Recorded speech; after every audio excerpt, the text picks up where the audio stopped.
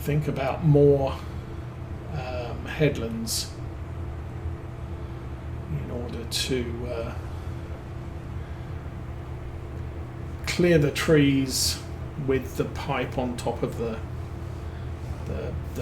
doodad for the thing that does the sucking of the corn. Okay. Actually, we're doing okay here. Yeah, Mrs. Osa did call me last night, and she did say that the kid's mum had called her to say when was she planning to pick them up. And she's like, well, I'm actually in Ohio, I told you. So,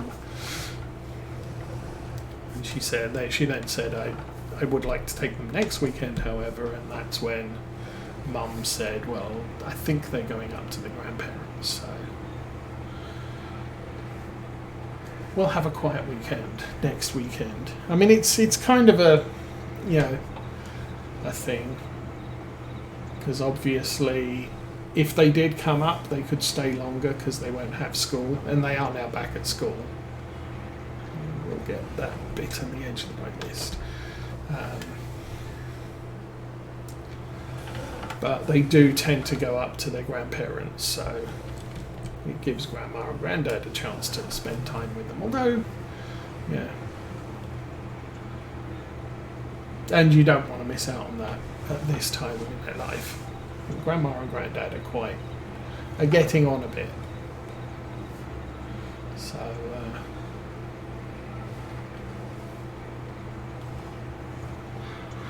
you need to spend time with them. I hadn't seen my grandmother since, I want to say about 2006. She came to visit us with my mum and dad in Texas. And then she started going down. I mean, she's 40 years older than I am. So she started to go down health-wise quite quickly after that. So she curtailed her international travels.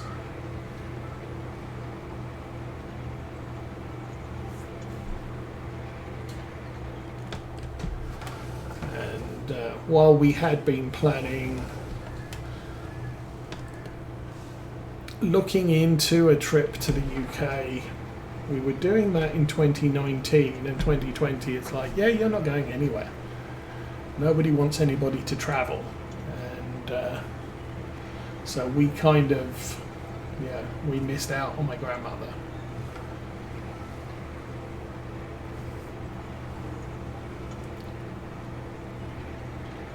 But, travel might be opening up again, although everybody's going, oh, be scared, more COVID. And that may, again, lock down countries and prevent international travel again.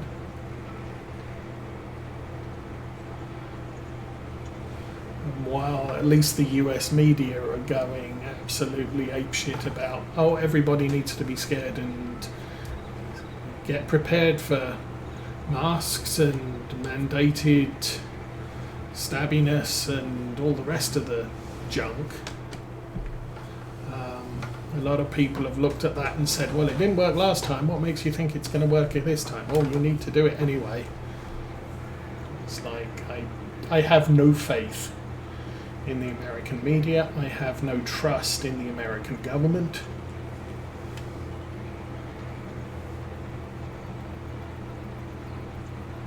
And so, you can come out and tell me the sky is blue with clouds, and I'll look out the window before I trust that that's what the government said to me.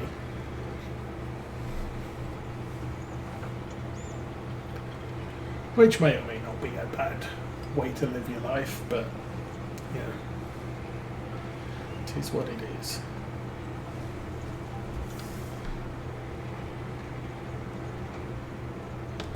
Is it fool me once, shame on me? You fool me twice, but you can't get fooled again.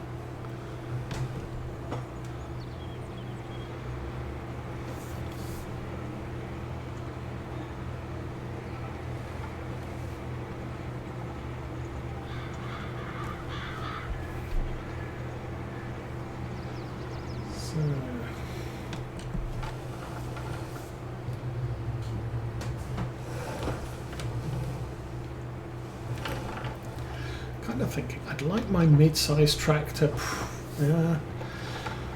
Actually, I've made a couple of downloads. Let's set that off on a straightish line. I think it's in medium tractors. I have a Series 6, which is a nice little tractor. It goes up to 183 horsepower. There's a Lamborghini that's 258 in the mediums. There's a fast track. 230. Where's the... Is it a small tractor? Or did I not add it to the download list? The Vestrum, the Maxim. This one goes up to 175. So this one or the Deutz 6. I'm thinking I would like either one of those. I do have a lot more case tractors now downloaded in the mix. We could go with the 7200, which came up in the mediums. Where's that?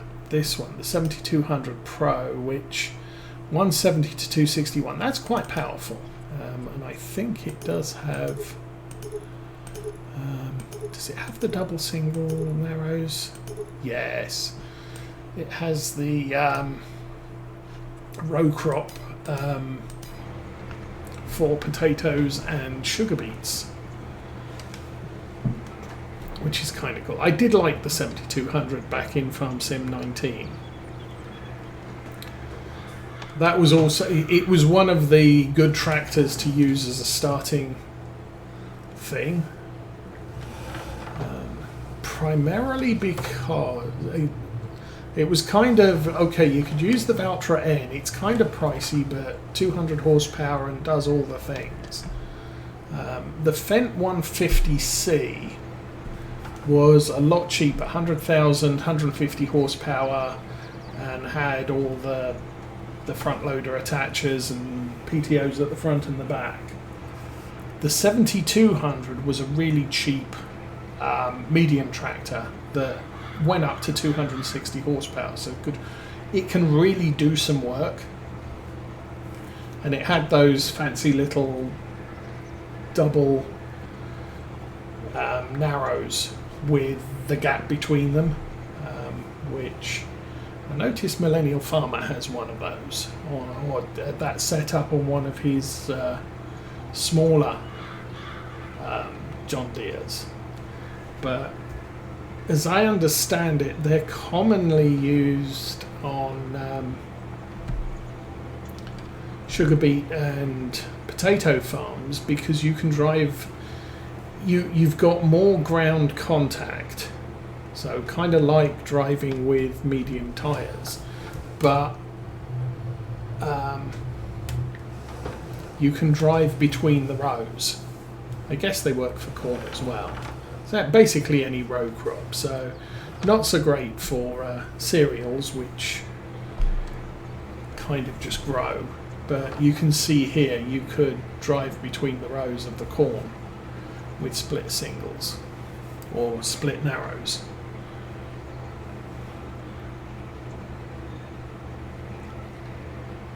What are we doing? We actually have a speed of 9.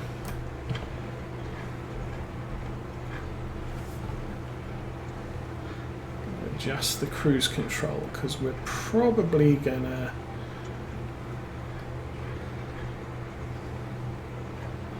use this on a worker or with potentially cruise control, but either way I prefer to have my cruise control speed limited by the thing what's attached on the back doing the work than I do setting a low speed. The reason we'd set it down to 6 miles an hour was so that we could keep abreast of the forage harvester, which only has a 6 mile an hour speed limit. Okay. And I'm not using GPS here, so I don't know how good that placement was between the rows, but the corn stalks do give me a fairly good straight line here, and spreading it a little bit wide does mean I've got an easier turnaround at the end of each row. Oh yeah, that was the other thing that came out this week on Disney Plus. We now have the Ahsoka Tano series, or Ahsoka, or whatever they're calling it. And it dropped with 2 episodes, which potentially is a good thing because it was kind of a slow start, but then so was Kenobi, and so was Andor. So, you know,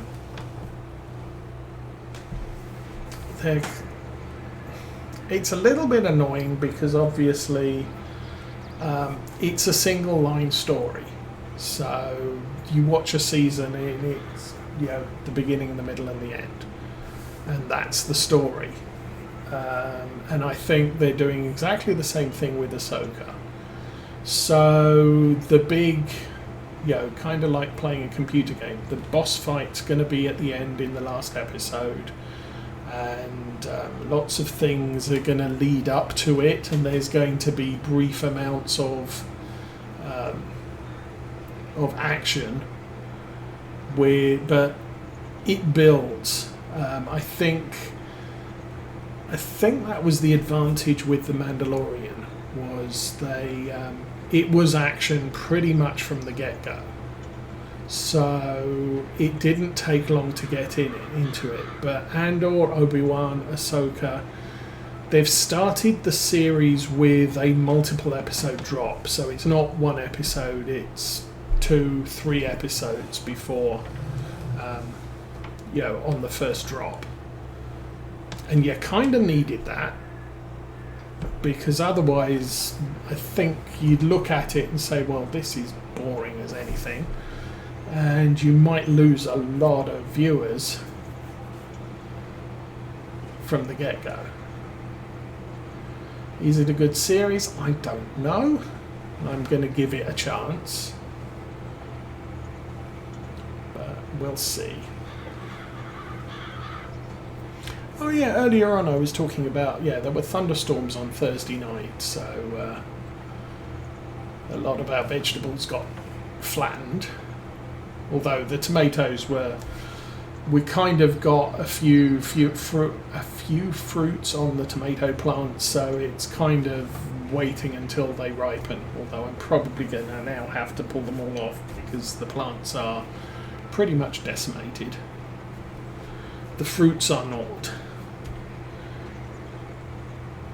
But the storms passed through. 10:30, they were pretty much gone. So I got a fairly good night's sleep and woke up the next morning, and there was vast tracts of housing development around us had no power at all. And we were sort of a small oasis in the middle which hadn't lost power. Then at 10:30, the power went out. It's like, okay. The winds are less than 1 mile an hour. There's no storms, there's no lightning, there's no nothing. I'm guessing the power company turned power to our district off so that they could reconnect someone else nearby. And they needed to do that to do the reconnection to the grid. But no warning, our power just went. So, thank you. Our generator kicked in like 30 seconds later. So, at least The gaming computer was fine. The work computer, well, that got shut down. And I think last time we had an electrical storm in the area and we lost power briefly. The work computer had to be replaced because they don't give me a battery backup system. It is plugged into a surge protector, but when the power goes out, that can cause power spikes or corruptions on saving to the disk, and you end up with a nice paperweight on your desk. And the annoying thing about that is they gave me the minimum software that I need to do my job. But there are some applications that I do not have or did not have. Now, someone from the help desk installed a couple of things, but there's one rather critical suite of programs that I really could use in order to be a little bit more productive. And help desk said, yeah, we don't do that. You have to contact this other department that deals with installing that software. So I did, and he said, well, here's the instructions, go ahead and do that. Oh, I don't have the authority to install that software on my PC. So I still don't have that piece of software, and that's why I haven't had that piece of software since I got the new PC, because it's not something that the help desk does, but the help desk is the only people with the authority to modify the software that's on my PC. So I'll just wash my hands of it, and in 3 years' time I'll remind my manager I still don't have that. Oh, raise a help desk ticket. Yeah, been there, done that. I've got a drawer full of t-shirts. It's not going to happen.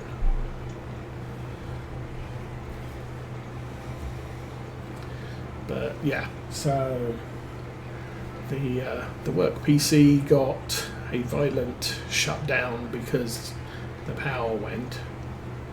And as I said, the generator came on, we were fine, and then I did report it, and I don't think I was the only person who reported it, because I looked at the map. Oh, yeah, power's out here. I filled in the form to say, yep, power's out. And when I refreshed the map, it already listed our area had lost power a minute before I reported it. So they knew. And then 20 minutes later, they put the power back up again. So I'm guessing they turned it off just so they could reconnect someone somewhere. But we got to use our generator for the very first time. For a legitimate reason other than the service engineer was in town to service it and make sure it was working properly. Which is the only other 2 times that we've actually had the generator run to power the house.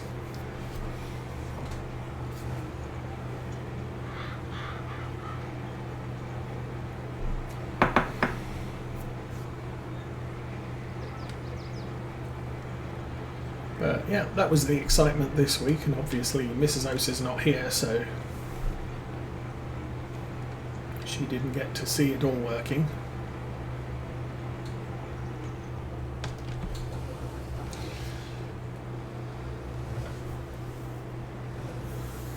And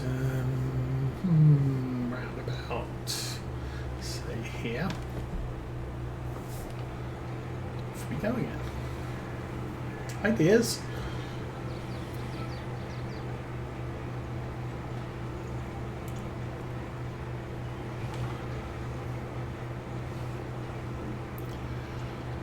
That's pretty much all that's been going on. It is 11:40 already. My goodness, aren't we having fun? The in-game weather report says it's going to rain sometime soon, which I think was 6 o'clock in the evening. It's already 10 o'clock in the morning. But one of the things I did say was we were going to generally run at 3 times speed. I usually drop it down to 1 times speed when I finish the stream. just so it usually takes me a few minutes, you know, start the game, set things up, check on things, start the stream up. So I don't want to lose too much time while I may be wandering around the house doing things. I'm not going to pause the game, but yeah, I'll run real time until I get the stream started. Then the stream will be at ×3 rate, at least. And then once the stream's over, or if I have to go and take a break or something, I'll drop it back to real time like I did when we slept between October 2 and 3.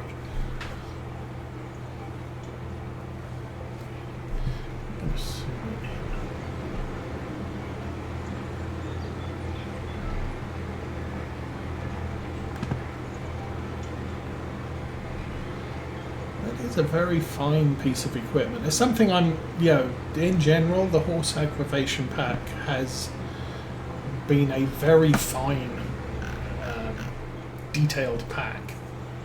So it sounds like it's squeaking, which is kind of a good thing, because that's what these things do, especially after you've greased them and then you take them out to the field and they've been in the field for 3 hours getting covered in dust.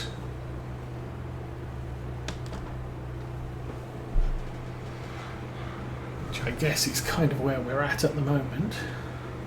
I'll get this job complete before I think about calling the stream today. But as I said, next week there will be a stream on Saturday and a stream on Monday, because it's American holiday time, the last one before Thanksgiving and Christmas, New Year, which is when we do multiple streams a week.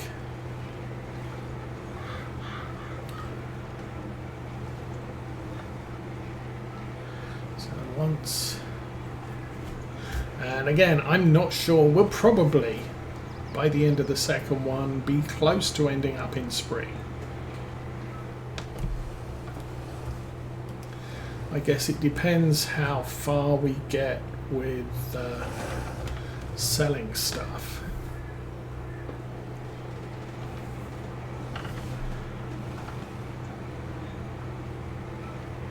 If I can get to winter on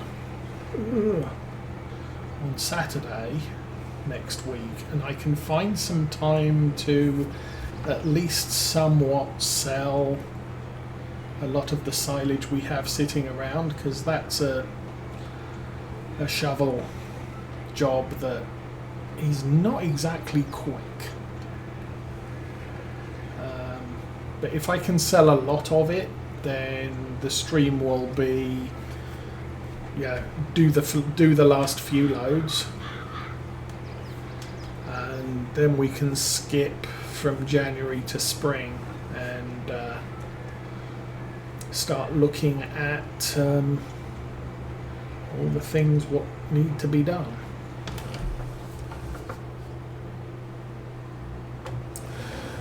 Okay.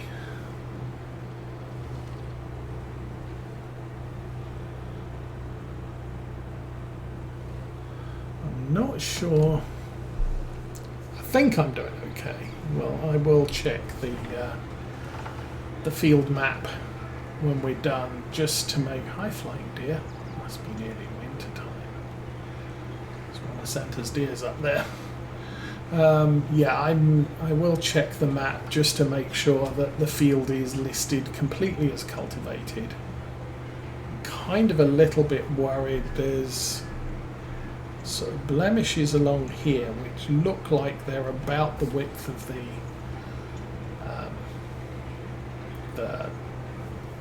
cultivator thing, where it might not be registering as completely done, which means we'll end up with patches in the grass.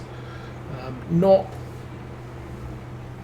mean, as far as accuracy goes, that's not too big of a deal, really, because cover crop bonus harvest of grass before we plant the corn, which is our main crop. So long as I get the field done thoroughly for the corn, I don't really worry too much about, oh, I missed some bits cultivating, so I can't get the grass completely planted.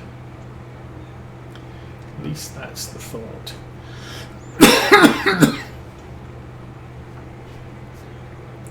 Anyway.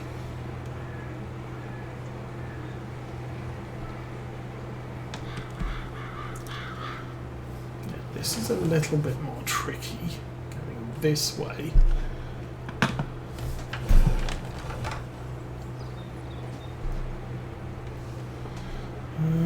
That's close enough, and that's definitely not two widths down. So that'll cruise. Let's pull up the map and see what's what.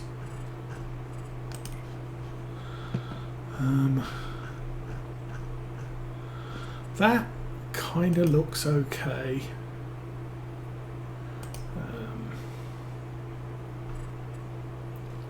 Oh, it's coming up as a seed bed. Okay. I'm not seeing that I've missed anything, so not too bad, I guess.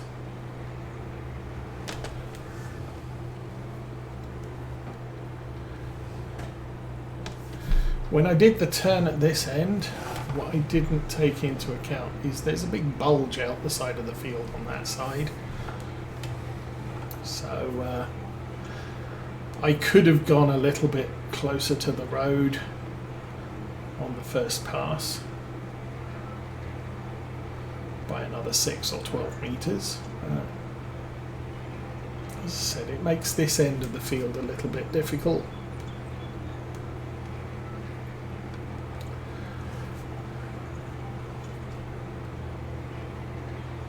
Not that it's too bad, I guess.